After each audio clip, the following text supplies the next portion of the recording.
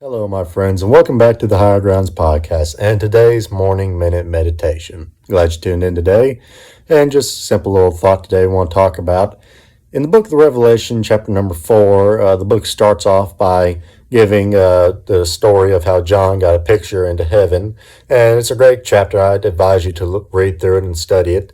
But about verses 6, 7, and 8 begins to talk about four beasts that were around the throne of God. And I've always been fascinated with the beasts for different reasons. If you ever study them, they're interesting characters. But one of the things that always fascinated me was what the beasts were doing around the throne. And if you look, it simply says that they rest not day and night, saying, Holy, holy, holy, Lord God Almighty, which was and is to come. Now, if you studied the beasts, you also know that the beasts were full of eyes within and without.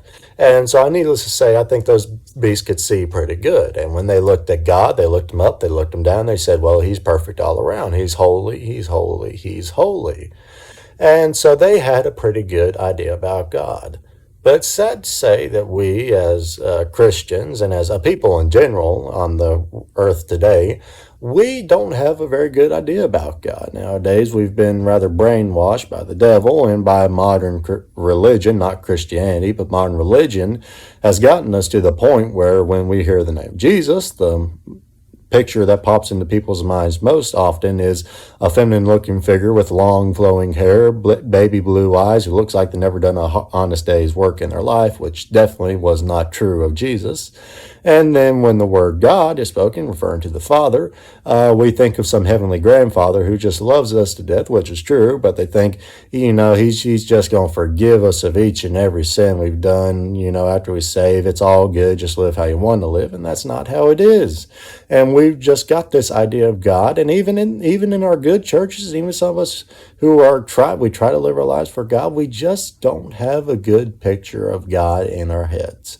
And so you ask, well, what's the right picture of God? Well, look in the verse. He's holy, holy, holy. Now, the word holy is a simple word. It just means perfect. He's pure. There's nothing wrong. No splotch, no patch. Nothing's wrong with him. There's not a stain on his record. He's perfect. And they said it 3 times. You'll notice that holy, holy, holy. And what that just signifies is complete. Repeating something like that 3 times has to do with completion. He's completely holy. There's nothing wrong with him. If we ever realized just how perfect God was, there's no telling how far we would go in our lives with him.